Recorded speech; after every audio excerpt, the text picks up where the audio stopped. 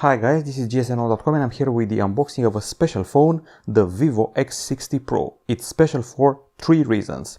The first is the Zeiss partnership between Vivo and Zeiss, and also we have the fact that Vivo is the official sponsor and partner of the Euro 2020 competition, soccer, and then we have the very first phone with a gimbal, with a camera gimbal that we're testing. So three special things about the handset, which is priced at $700.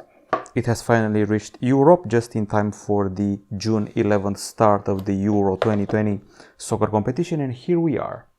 An interesting backside color, feels a bit like a gradient combined with a pearl, also a bit of a throwback to the aura glow of the Galaxy Note 10. And this is where the magic happens. You can see the Zeiss logo here, and the gimbal is attached to the main camera.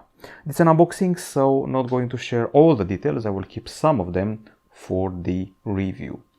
The phone itself feels very light and also solidly built. It's made of aluminum and glass. It's got glass at the front and also glass at the back. It's a special type of glass. Zeiss is involved again. One of its partners or subsidiaries, it's called Schott, if I'm pronouncing it correctly, has been making a special type of glass which is up to 6 times more resilient to drops compared to regular glass. Now let's go inside the box, and we can see here Gimbal Stabilization 2.0.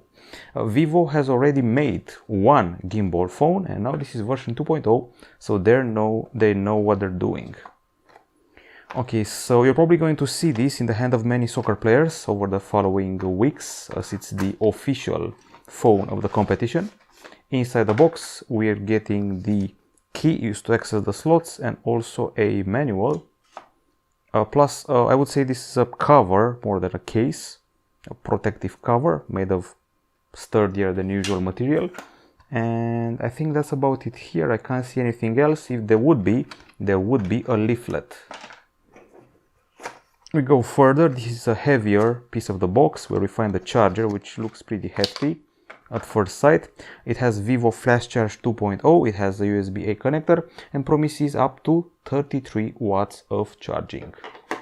And on the other side there are more goodies. I think I can put this back in, or maybe the other way. We've tested two Vivo phones recently, but those were more like entry-level or mid-range affairs. This is a proper high mid-range, can even consider a flagship in some regards. And what we're getting here is a pair of headphones, which we don't see very often nowadays. And finally we see a pair of headphones which doesn't copy the Apple EarPods, so that's nice. They have this 3.5mm connector, and also we're getting an adapter from USB-C to 3.5mm, and the USB-C cable, it goes from USB-C to USB-A, and I think that's about it. No, there's one extra thing here, the replacement plugs for the headphones. Now we are finally and truly done with the unboxing. Okay, so let's get this out of the way, maybe cover things up a bit to make them appear more proper, and get back to the start of the show. This glass and metal smartphone we know as the Vivo X60 Pro. Now, as you can tell already, the screen is quite bright, and I think it's time to discuss some of its features. The phone itself is very slim, very skinny at 7.6mm in thickness, and weighs a decent 179 grams. It's very curved compared to what you're getting nowadays. It doesn't adopt one of those flat screens. It's definitely curved on the sides.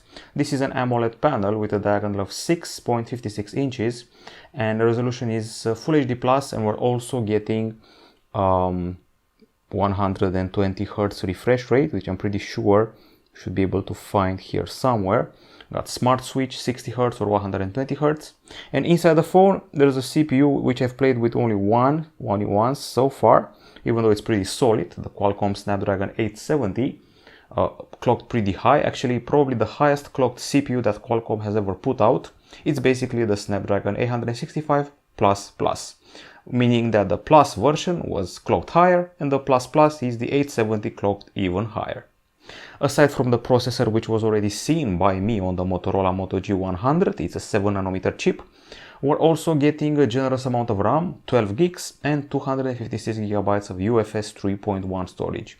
No micro SD, there's the idea that you're getting enough storage as it is.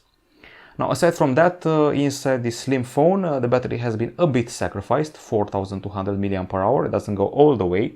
It doesn't go all the way to 4500 or 5000, and it has 33 watt charging. Then we only have one speaker, and from what I can see written here, professional photography, that's what it says at the top. At the bottom, the singular speaker, the USB-C port, microphone, and the SIM tray, and at the top, I'm guessing, microphone. Aside from that, this is a handset which doesn't have an audio jack. You can probably tell already by the fact that we got that special adapter which was bundled in the case. It's a dual SIM device with 4G and 5G connectivity, Bluetooth 5.1, Wi-Fi dual band.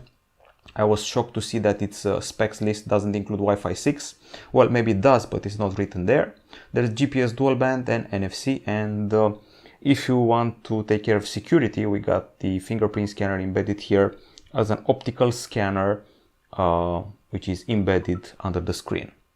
Now, aside from that, we're running on Android 11 here in a pretty snappy implementation. I feel that things tend to open up and start up pretty fast. I also noticed that in the camera department, so that's nice to see. The Vivo X60 Pro is running on top of FunTouch OS, which is applied on Android 11. Now, on the camera front, this is a 32 megapixel shooter at the forehead here in a punch hole. It films in Full HD, and then things get really interesting. This is the main camera, which, considering its technology, it doesn't protrude that much. It's a triple shooter, but the main camera is the one that counts the most. First of all, it's a 48 megapixel sensor, which is made by Sony. The Sony IMX598 combines 4 pixels in one, and it's stabilized with a gimbal. It also has the largest aperture I've seen, f1.49. Up until now, it was only f1.5, the record. And we're getting 5-axis stabilization with the gimbal, so the whole platform of the main sensor is able to move in order to compensate for your motion. It compensates for the XYZ axis, and also 2 axes of rotation, so 5-axis stabilization. And aside from that, aside from the 48 megapixel main camera, there's a 13 megapixel telephoto, 2x optical zoom camera, and a 30 megapixel ultra-wide camera, plus the LED flash here, Zeiss optic technology, 4K 60 frames per second video, and a pixel shift technology which helps with the colors a lot.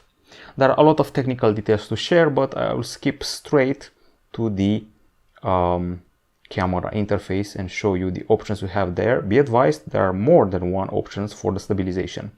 Okay, so as I said before, I feel that they're snappier than usual when moving around the interface. We have an AI feature here. You have the 2x zoom, which I can see.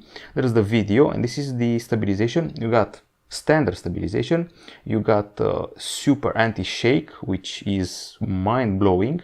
It feels like you're using a special tool on a special movie set, like the traveling tracks. And aside from that, we have the live photo, pro, doc, long exposure, panorama, even super moon, pro sports, which is something we don't see every day, but it's somehow related to the Euro 2020 theme, 40 megapixel slow-mo and AR stickers, and astro separate from the super moon. Portrait is part of the package, night is part of the package.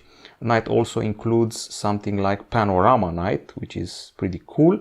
And there's also this one here, tripod detection, off, auto, or what have you. Okay, so that's pretty much it. My first impression is that this phone must be handled with care. It's very light and very slim, but made of premium materials. I have huge expectations from its gimbal, from its stabilization. I can already tease you with the tests I did, and to be honest, it's really amazing what it can achieve when filming in motion. That's pretty much it. Looking forward to the Euro, and the match is there, and you should be expecting to see this phone very often over the next few weeks. This is from JSON.com. Don't forget, $700 and a very promising gimbal and Zeiss collaboration. This is from us. We'll be back with more soon. Bye bye.